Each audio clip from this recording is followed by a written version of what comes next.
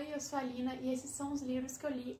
Eu não li muito, pra falar a verdade. Me chamo de leitora? Sim. Leio muito? Não. Eu acho que a gente tem, às vezes, um conceito meio errado de que leitores precisam ler muito. Ou, às vezes, né, eles precisam ler só os clássicos, Machado de Assis, a Cecília Meirelles, essas coisas. Não, nada a ver. Então, eu li pouco mesmo esse ano. Acho que eu li 12 livros e a gente tá em agosto. Assim, pro tanto que eu queria, é pouco. Pode ser, né, dependendo de pessoa para pessoa, pode ser que eu tenha lido bastante. Para outras pessoas eu não li quase nada. Mas pra mim é isso que deu. Eu fiz o meu melhor. E o ano ainda não acabou. Então, quem sabe eu não leia mais 2 livros até o final do ano. Tá, o primeiro livro que eu li esse ano foi Noites Brancas, do Fyodor Dostoiévski. Noites Brancas, ele é uma novela super pequenininha, super rápida de ler. E ele é muito interessante quando você começa realmente a pegar o ritmo da leitura e entender os personagens. São parágrafos enormes, só com o pensamento do personagem, direto assim, mas acaba sendo muito fluido quando você pega realmente o ritmo da história. Eu achei muito interessante, eu acho que muitas pessoas podem se relacionar com o personagem principal. Ele é um famoso sonhador e é muito estranho você se relacionar com esse personagem, talvez é o motivo de terapia. E a gente tem esse personagem principal que ele acaba encontrando essa moça numa dessas passagens, assim, ele tá andando na rua, ele encontra ela. E ele já fica meio doido, maluco, sonhador, achando que ela é o amor da vida dele. Ele é uma pessoa, assim, super isolada, ele não tem amigos, familiares próximos, pelo que a gente vê. Ele é muito sozinho.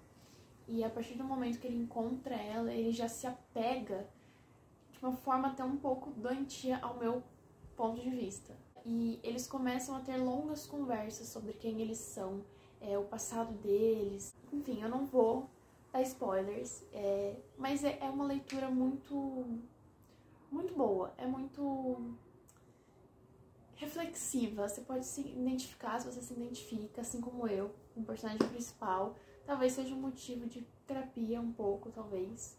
Mas tá tudo certo, eu acho que todo mundo precisa. E é muito bom. Eu li em e-book, são só 83 páginas, então foi super rapidinho. Pro primeiro livro do ano foi ótimo.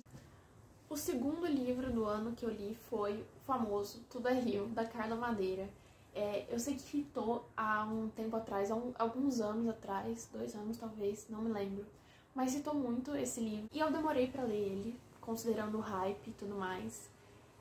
Mas eu li esse ano e minhas considerações, o que falar sobre Tudo é Rio? O que falar?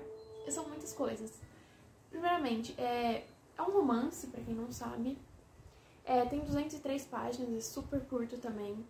E a escrita da Carla Madeira, ela é muito fluida. E ela tem um tom de poesia. Ela é muito bem escrita. Tipo assim, ela escreve muito bem. Isso, sim, não tem dúvidas. Essa história, pra quem não sabe, são 3 personagens principais. A gente tem a Lucy, que como a Carla Madeira já definiu, ela é puta, ela trabalha no puteiro. Ela gosta muito da profissão dela, tipo assim, ela gosta de sexo, ela gosta. Ela até sai de casa muito cedo, muito nova, pra viver num puteiro. Aí tudo começa como? A Lúcia está trabalhando, né, no puteiro quando ela encontra o Venâncio. O Venâncio tá lá, ele já vai às vezes ao puteiro, né, e ele é o único homem daquela cidade que não se deita com a Lucy, que se recusa a ficar com ela. Ela se ofende muito com isso e ela faz a missão de vida dela ser ela ficar com o Venâncio em algum momento. A Lucy, ela é uma personagem completamente narcisista. Às vezes, por vezes até é chata, porque ela se acha a rainha do mundo e ela acha que ela faz melhor que qualquer um e por isso ela é uma deusa. E é irritante, ela chega a ser irritante.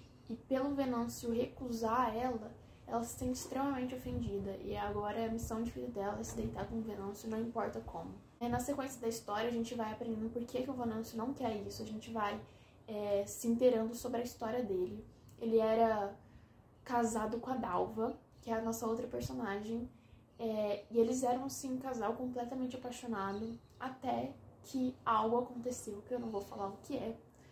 mas algo aconteceu e eles se separaram bem tragicamente, não foi um término nada legal. Entre as controvérsias de Tudo é Rio, eu acho que essa é uma história muito boa, eu recomendo pra quem quiser se inteirar, eu acho que vale super a pena dar essa chance pra Tudo é Rio.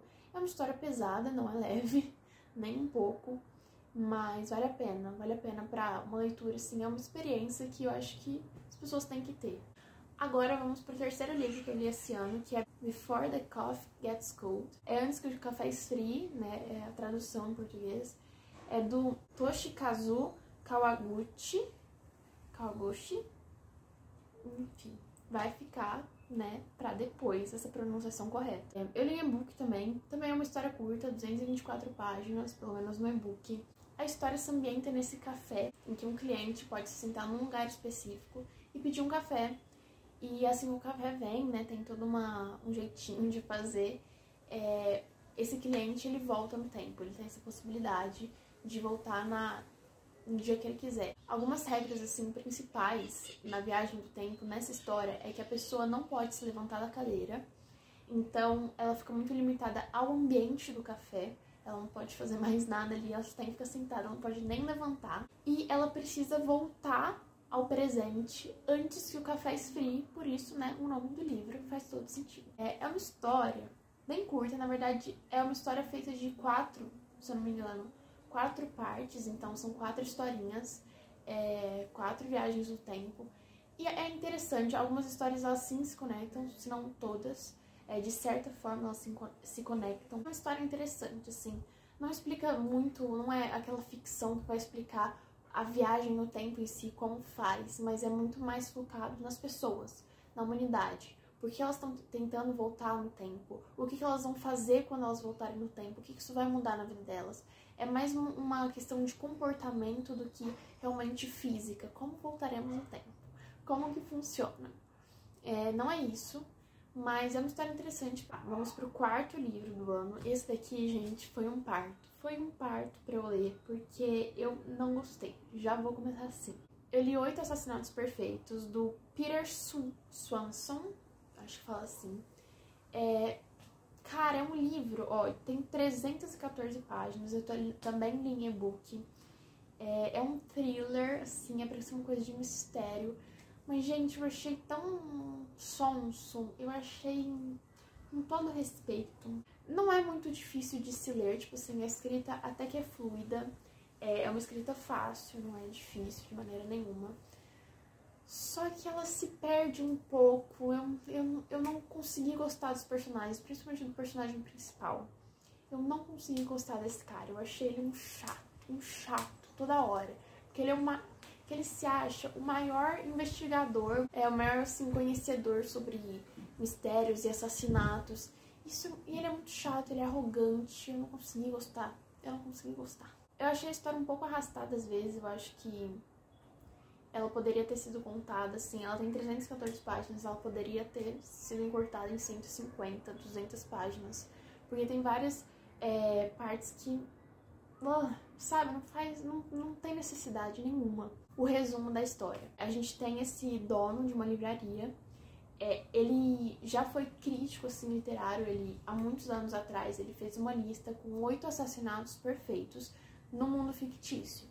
Então ele fez um compilado ali entre livros e filmes que tecnicamente os assassinatos são perfeitos e os assassinos nunca seriam encontrados, porque não tem como provar que foram eles que cometeram, né, o crime. Anos depois, um agente do FBI vai até a livraria e fala assim, olha, a gente teve tal caso e tal caso de assassinato e isso se assemelha muito à lista que você fez anos atrás. E a gente tá querendo saber qual que é a sua relação, assim, com um assassino, se você pode ter alguma, se esse assassino ele realmente está seguindo a sua lista, e quem é ele, né, como impedir os próximos, né, prováveis futuros assassinatos. No final das contas, eu não consegui muito ser cativada pela história, apesar, claro, quem gosta de mistério, crimes e tal, talvez goste, é uma leitura válida aí pra você ter em mente, mas comigo não funcionou. Tá, o próximo livro que eu li foi Vermelho, Branco e Sangue Azul, também é super super conhecido. A gente teve a adaptação cinematográfica, né, da Amazon. A história acompanha, né, o romance entre o príncipe da Inglaterra e o filho da presidente dos Estados Unidos. Tem muita política, eu pelo menos achei no livro muita política, porque o personagem principal, o Alex, ele gosta muito, muito de política, ele quer ser um político, ele estuda isso na faculdade.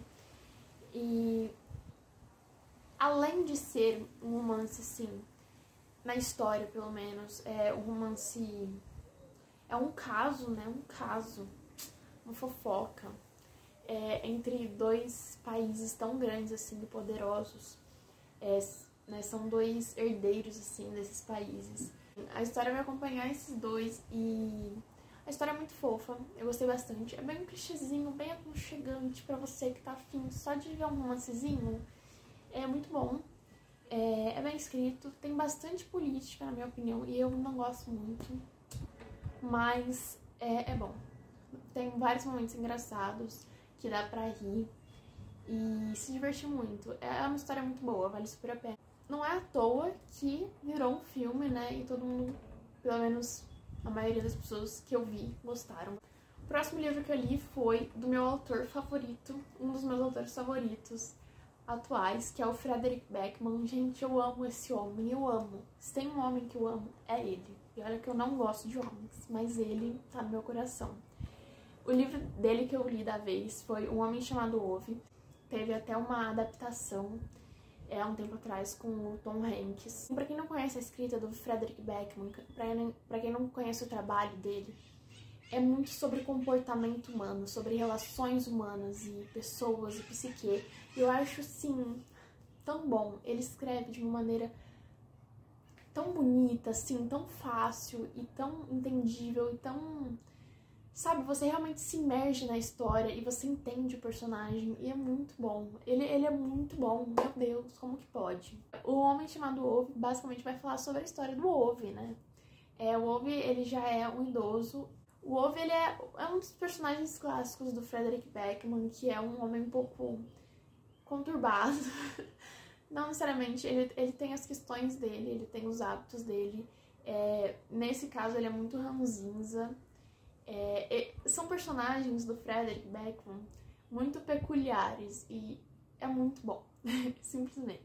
Vai acompanhar a história desse Ove, né? Ele mora num condomínio, assim, de casas. E o Ove, ele costumava ser o síndico de lá, mesmo ele não sendo o síndico, assim, principal. Ele ainda faz toda a rotina dele, sempre ele acorda cedo, passa pelo local, vê se as bicicletas estão estacionadas no lugar certo, os carros estão estacionados no lugar certo, se o lixo não tá pra fora, esse tipo de coisa. A história vai começar, basicamente, depois que uns novos vizinhos vão se mudar. É uma mulher grávida, o marido dela e mais 2 filhas pequenas, e eles se mudam pra lá e aí eles já começam a causar confusões na vida de Ove. Eu acho que não é spoiler dizer isso, mas o Ove não está na melhor fase dele. Eu acho que logo no começo do livro dá pra ver que ele já não quer mais viver. A gente vai depois entender isso. Eu vou falar, eu acho que não é muito spoiler. Mas a mulher dele morreu há um tempo atrás, não lembro quanto tempo, então ele já não quer mais viver sem ela. E a história vai a partir desse encontro com esses novos vizinhos e como o Ove vai começando a ter afinidade por eles e eles vão entrando na vida do Ove, mesmo sem o Ove deixar. É uma história muito legal de acompanhar. O Backman, ele constrói os personagens de uma maneira que eles simplesmente estão vivos. É muito real os personagens do Frederick, e é isso que eu amo muito na escrita dele, no trabalho dele em geral. Muito bom, eu recomendo muito. Foi um dos meus favoritos do ano, definitivamente. Eu também li o livro Lady Killers, da Tori Telfer. É basicamente um compilado aqui de histórias reais de assassinos em série. A tese dela, né, é defender que existem assassinas em série que são mulheres.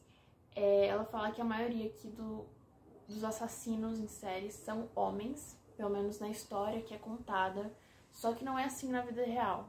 Então, ela vai contar que muito antes do Jack Stripador, né, fazer seu nome, outras mulheres também estavam matando de forma completamente cruel. Porque até fala, né, entre na mente das psicopatas.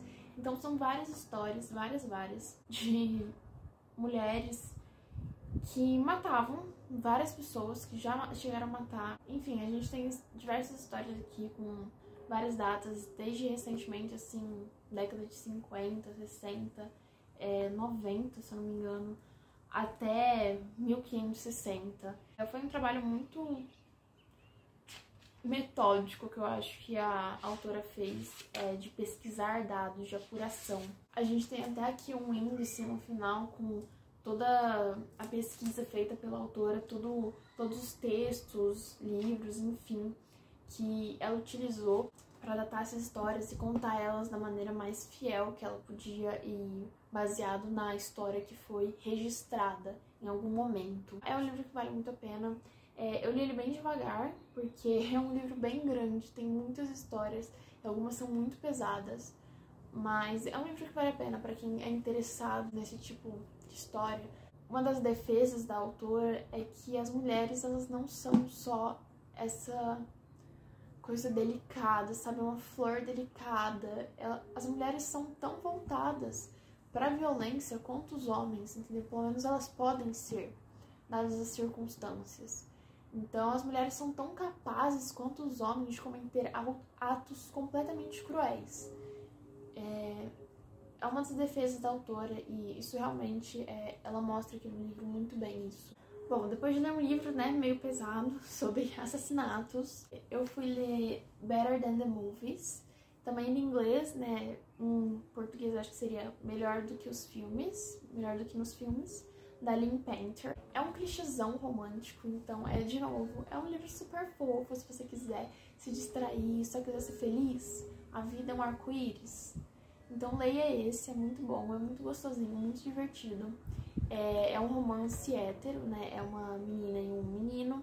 Eles são vizinhos, eles são meio inimigos há muito tempo. Ela tem essa rixazinha com ele porque ele estaciona o carro na vaga que ela quer que seja dela, é uma melhor vaga lá, mais perto da casa dela.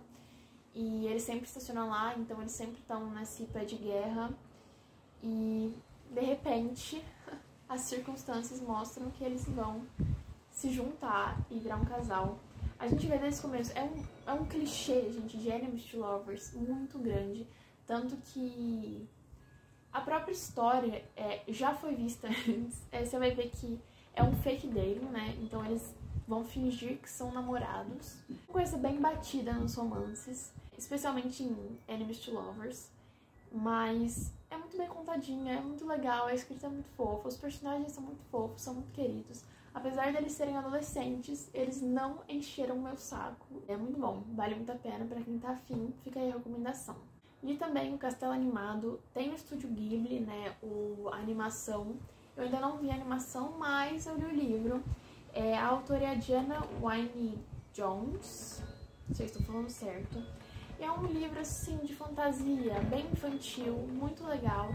Vai basicamente contar a história da Sophie, que ela vive nesse universo em que sempre a filha mais nova está predestinada a ter muito sucesso na vida. Só que a Sophie, ela é mais velha, de 3 irmãs, sozinhas, né, depois que o pai falece. A madrasta, ela começa a organizar a vida das filhas, das 3. Então ela manda a mais nova, que seria a mais bonita das 3, pra ser aprendiz de uma bruxa. Ela manda a irmã do meio, que tinha um futuro, poderia ter um futuro mais ou menos, ela manda pra uma padaria, mais ou menos. E a Sophie, ela ficaria junto com a madrasta pra cuidar da chapelaria, né, costurando chapéus e tudo mais. E um dia, isso é já no começo da história, não é spoiler, um dia chega uma bruxa na loja de chapelaria e ela casta um feitiço que transforma a Sophie em uma velha. E nesse momento a Sophie vai embora e começa assim sua aventura. Ela anda por muito tempo até ela encontrar um castelo, veja só.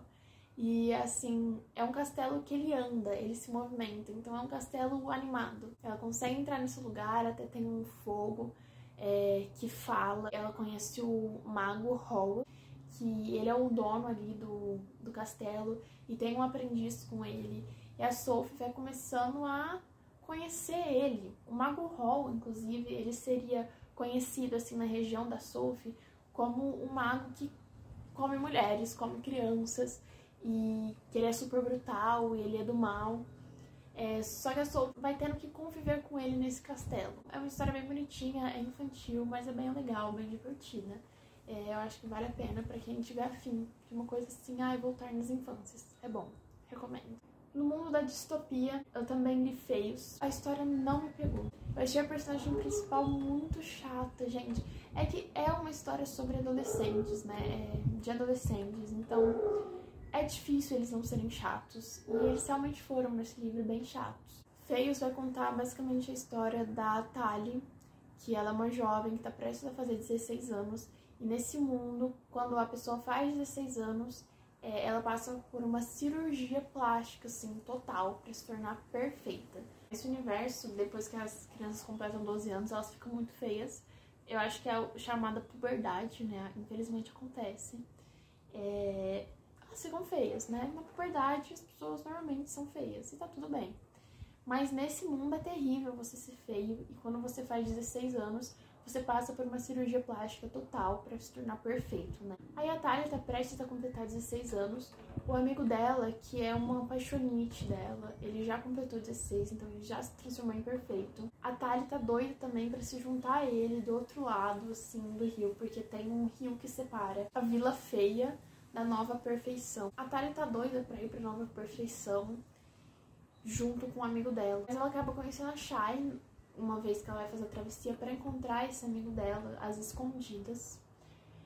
E a Shai, ela é meio contra se tornar perfeito, ela acha que não tem necessidade disso. Um dia ela fala assim: Thalia, vamos embora.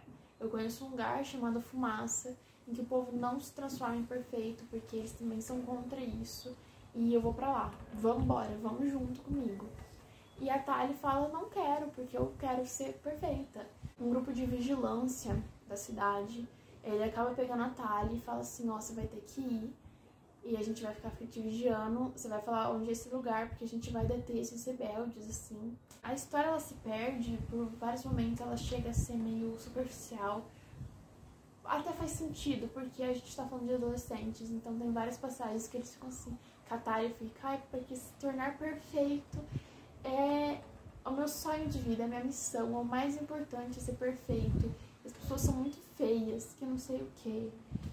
E sabe, enche o saco. Ela enche o meu saco. Eu não gostei dela, eu achei ela irritante. Pra mim não é uma distopia muito bem feita. É uma série de 3 livros, eu acho que ainda tem um extra. Mas eu não vou ler. Eu vou parar por aqui mesmo, no volume 1, e tá ótimo. Mas quem quiser, quem tiver afim de ler esse livro, tá aí. Se você quiser ler, é do Scott Westerfeld. Eu não falei antes. Com todo respeito, não foi pra mim, entendeu? Talvez seja pra alguém goste, talvez. Talvez se eu tivesse lido isso com 14 anos, seria muito profundo pra mim. Eu ia gostar bastante. Mas, já na idade que eu tô, eu já não curti. Outro livro que eu li recentemente foi Amêndoas. Também, acho que tá fazendo sucesso ainda. Pelo menos no começo do ano tava, um pouco mais. De uma escritora sul-coreana. Amêndoas, né, conta a história, pelo menos na minha visão, de um menino que ele não tem emoções. As amígdalas dele, assim, na parte da cabeça, são muito pequenininhas. Então ele não consegue sentir emoções como medo, amor, tristeza, raiva. E não é spoiler, acontece logo no começo do livro. Ele vê um atentado contra a mãe dele e a avó, que são as únicas pessoas que ele tem, assim, de família. E ele passa por isso, ele vê na frente dele. Pra mim, a história a partir daí é um pouco dele lidando com o luto, mesmo ele não tendo emoções. E é ele lidando sozinho com a vida. Desde que ele era muito criancinha, a mãe dele tentava ensinar ele o que seriam as emoções. Então, o que as expressões das pessoas significariam, as palavras, o que ele teria que responder, se alguma pessoa parecesse triste, chorando. Pra ele não parecer sem emoção nenhuma. Pra ele ter um pouco, pelo menos parecer que ele tem empatia pelas pessoas e poder passar pela vida sem chamar muita atenção, pra ele ser o mais normal possível. E aí, quando ele se encontra sozinho no mundo, ele tem que se virar sozinho. Então, ele passa pelo fundamental, a gente vê também o ensino médio dele, conhecendo pessoas novas. Ele conhece o Gon, que é um menino super problemático, que, enfim, o livro vai contar a história dele, porque que ele é assim. Vai contar essa relação entre o Gon e o Jae, eu acho que é assim que se pronuncia. Vai contar essa amizade, relação dos dois. É um livro muito bom, é reflexivo, enfim, pra gente se colocar um pouco, né, no lugar do outro e ver outras perspectivas de pessoas que não teriam sentimentos. É um pouco louco pensar nisso, mas é um livro bom que vale a pena. Eu acho, pelo menos, a leitura pra mim valeu. Bom, mudei tudo. Eu mudei meu cabelo também, eu acho que dá pra perceber. Aqueles vídeos foram gravados há uns bons meses atrás pra continuar falando sobre os livros que eu li em 2024. Logo depois de ter lido Amêndoas, eu fui ler o livro do Matthew Perry, o que fez o Chandler Bing em Friends. Pra quem não conhece, né, deveria, ele é muito bom. E Friends é uma série incrível, eu amo de paixão. Fui ler o livro dele, que chama Friends, Lovers and the Big Terrible Thing, que, traduzindo mais ou menos, uma tradução livre, seria amizades, amores e aquela coisa terrível, aquela grande coisa terrível. O livro é basicamente uma autobiografia, né, sobre a vida dele. Ele conta um pouco sobre desde a infância dele e a relação dos pais dele, e os pais dele são separados, e eles casaram com outras pessoas, tiveram outros filhos, e ele ficou ali naquele limbo, pelo menos é o que ele conta, né, a partir da visão dele. E ele vai falar bastante sobre aquela grande coisa terrível que é o alcoolismo e o uso de drogas. A vida inteira dele, ele enfrentou isso.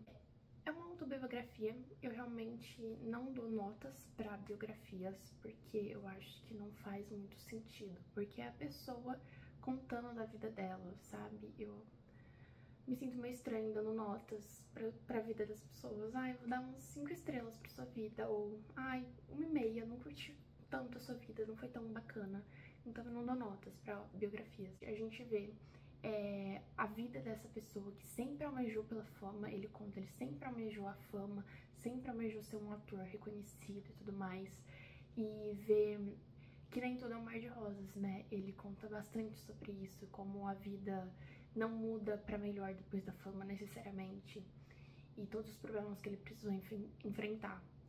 Então é bem legal, é bem bacana, eu recomendo pra quem quiser ler, e principalmente se você já conhece o trabalho do Matthew, se aprofundar na vida dele, foi bem legal. Bom, próxima leitura é uma leitura um pouquinho mais tranquila. É de uma fantasia, eu tava vendo despretensiosamente, eu tava rolando pelo Everend, né, que é o aplicativo de e-books que eu tenho, e eu achei esse livro, chama A Word So Fitly Spoken, é da autora T.A. Lawrence. Essa história, ela é bem baseada no conto de fadas de A Bela e a Fera, que é bem legal, eu achei bem interessante. Às vezes me irritava bastante o personagem principal, algumas escolhas que os personagens faziam não faziam sentido nenhum, mas foi uma história que deu pra curtir, deu pra aproveitar. A Asha, nossa personagem principal, quando ela era criança, ela sofreu um acidente em que ela adquiriu poderes de contar histórias. Além disso, ela tem uma vozinha na cabeça dela que fala com ela.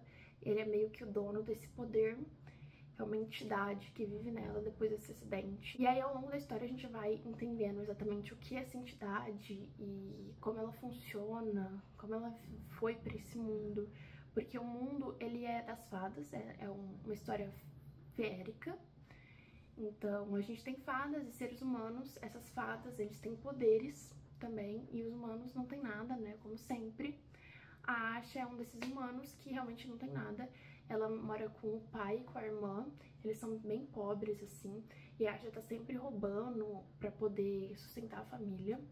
Até que um dia, o rei, que perdeu a esposa, a rainha dele, que era humana, o rei é feérico, né, a gente tem uma realeza feérica, e esse rei casou com humana. Não é comum isso, se eu não me engano ele era o primeiro desse reino a fazer isso. E ela acabou morrendo, e ele, muito bravo com os humanos, depois a gente vai entender exatamente o que aconteceu. Aí esse rei, que está de luto pela sua esposa, ele dá um comunicado para esse reino, dizendo que ele vai tomar uma esposa humana todos os meses, pra casar, né? Então ele vai casar com essa mulher. E no dia seguinte ele vai matar ela publicamente. Isso seria impedido caso uma mulher se voluntariasse pra casar com ele e morrer no dia seguinte. Elas iam ser sorteadas e tal. E a Asha, que é a nossa personagem principal, com muito medo da irmã dela ser escolhida, ela decide se voluntariar pra casar com esse rei. E aí é que nossa história se vai. Mas assim, um detalhezinho também pra corroborar com essa ideia de a Bela e a Fera, é que na verdade a Bela, né, que seria quem é bonito e tudo mais, é o rei feérico, porque ele é fada e todos os feéricos são muito bonitos. E a Asha seria a fera porque depois do acidente ela teve uma cicatriz enorme no rosto. Então ela não é muito visualmente bonita. Então ela meio que seria a fera. É bem legal, é bem interessante. Tem alguns mistérios no livro que a gente vai descobrindo conforme for lendo. Então isso motiva muito a leitura. Isso motiva muito, né? Quando tem mistérios a serem resolvidos, você tá assim, tá, mas como que exatamente essa rainha morreu? E por que que ele fez isso? E quem que é essa voz na cabeça da Asha que dá o poder pra ela? E você vai entender, os féricos nem sempre tiveram poderes, então como eles adquiriram esses poderes, né? Por que que estão só na mão deles e não dos humanos? Então é bem legal, é bem interessante. Outro livro que eu li foi Os Sete Maridos de Evelyn Hugo. Vai tratar da história da Evelyn Hugo, que é uma atriz hollywoodiana super famosa. Ela quer fazer uma biografia sobre a vida dela. E ela escolhe essa jornalista e começa a contar a história dela. Então a gente vai se aventurar por toda a vida da Evelyn. A gente vai descobrir de onde ela veio e como ela chegou onde ela chegou como uma das maiores atrizes da história. É um livro baseado na vida da Elizabeth Taylor, pra quem não sabe, que também foi casada com vários homens e é uma atriz super famosa, conhecida por sua beleza também e algumas atuações em alguns filmes como Cleópatra. Esse livro é muito legal, gente, é super legal. A Evelyn é uma querida, a gente vai acompanhar os 7 casamentos dela e a gente vai entender o que motivou ela a casar com cada um desses 7 homens e como esses casamentos terminaram, por que eles terminaram. E a pergunta central que vai ser respondida é: quem é o grande amor de Evelyn Hugo? Esse livro é da Taylor Jenkins Reid e ela é uma escritora incrível. Eu já li quase todos dessa autora. Bom, eu não vou me estender muito, eu acho que o foco principal desse livro é a personalidade da Evelyn Hugo, que é uma pessoa incrível. É um livro super bem escrito, super fluido, é muito rápido de ler e é muito legal, muito divertido. E fica aí a recomendação para quem nunca leu algum livro da Taylor Jenkins Reid, leia um livro dela, você não vai se arrepender, eu espero. O próximo livro que eu li chama A Morte um Dia que Vale a Pena Viver, da Ana Cláudia Quintana Arantes. É um livro meio antigo até. É um livro muito interessante pra gente pensar um pouco sobre a morte e como viver a vida ao máximo para o momento da morte ser mais leve, ser mais tranquilo e a gente pensar tudo que a gente viveu e ficar tranquilo. É um livro bem legal, eu não vou me estender muito. Ele é muito reflexivo, então cada um vai ter sua interpretação, cada um vai tirar alguma coisa dessa história. É bem pessoal e eu acho que vale muito a pena. Vale muito a pena mesmo pra você ler uma vez na vida. E a minha outra leitura, depois dessa eu resolvi ir pra uma coisa mais leve e foi definitivamente um dos meus favoritos do ano, se não o favorito. O livro chama A Noiva do Deus do Mar, da Axio, ou Axio, eu não sei como pronuncia, mas é um livro incrível, eu amei cada segundo que eu estava lendo esse livro, eu amei. Tem uma pegada de mitologia oriental. Bom, a nossa personagem principal, ela chama Mina. O livro já começa assim, com ela correndo pro mar, desesperada, e aí quando ela entra, depois a gente vai entender que ela tá indo atrás do irmão, que tá em um navio, né? Não um navio, mas é mais um barquinho bem simples, com a Xin Xiong, que é uma moradora, uma jovem de 18 anos, desse vilarejo, que ela é considerada a mais bonita do vilarejo, e ela será sacrificada, né, dada pro deus do mar. É mais um sacrifício mesmo. O vilarejo, ele tem toda essa tradição, essa crença de que o deus do mar está muito enfurecido com eles, tanto que eles têm tempestades constantes que acabam com a plantação deles. Eles acreditam que dando pro deus do mar a noiva dele real, uma hora ele vai parar com essas tempestades e a fome vai acabar, enfim, e o vilarejo vai poder prosperar. Depois que ele se acalmar com a sua verdadeira noiva. A Mina, então, como eu tava dizendo, ela vai correndo atrás do irmão dela, que tá nesse barco, porque não era nem pra ele estar no barco. O barco, ele só vai com a noiva, que é escolhida todo ano, que normalmente ou é a mais bonita, como a Xinxiang, ou é uma que tem um super talento, como ser nadador e tal. Então ela tá indo atrás dele, porque não é pra ele estar lá. Esse barco só vai com a noiva do deus do mar. Então ela tem muito medo do deus do mar se enfurecer ainda mais e o irmão dela morrer. Então ela vai atrás com a faquinha que foi dada pela avó dela. E quando ela tá nesse barco, ela entende que o irmão dela, ele tá lá porque ele é apaixonado pela Xinxiang.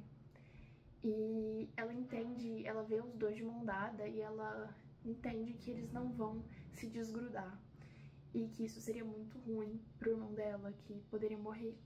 Então ela decide se entregar pro deus do mar. Então a gente tem um dragão que ele surge do mar e vai até ela, ele olha ela e eles se encaram assim por um momento e ele leva ela até o fundo do mar. E quando ela acorda, ela tem um fio vermelho, que é o fio vermelho do destino, liga ela até o deus do mar. Enfim, o livro é super interessante. Depois a gente vai entendendo por que o deus do mar tá enfurecido. Tem vários mistériozinhos. O fundo do mar, ele é povoado por espíritos, que o livro vai explicando, né? São espíritos que não fizeram a passagem total. Eles estão nesse limbo, eles não quiseram se desligar completamente da humanidade. É uma história muito legal, muito fofa, definitivamente um dos meus favoritos do ano, se não o favorito, e eu indico muito, muito, muito. E por fim, a última leitura do ano foi A Escola do Bem e do Mal, que é o terceiro livro que eu li, o último entre aspas.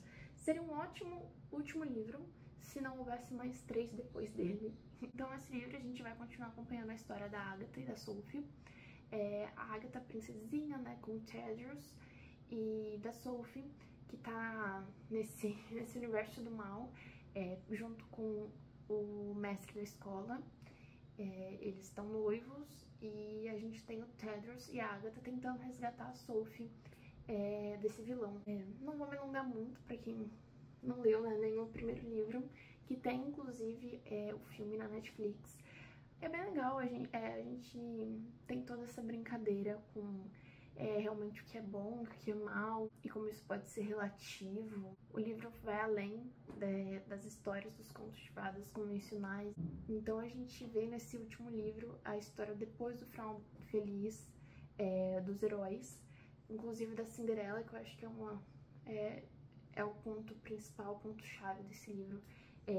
Qual foi o depois do final feliz dela, que não foi tão feliz assim. É uma desconstrução um pouco sobre o conto de fadas e bem e mal. Eu fico por aqui com essas leituras de 2024. Eu li muitos livros bons. Tudo que é bom acaba, né? Então acabou esse vídeo. Se você quiser compartilhar um pouco dos livros que você também leu esse ano, fica à vontade. Eu adoro ver. Eu sou meio fofoqueira, então eu adoro ver o que as pessoas estão lendo e o que elas estão achando da leitura e tudo mais. Então eu acho que é isso. Até uma próxima!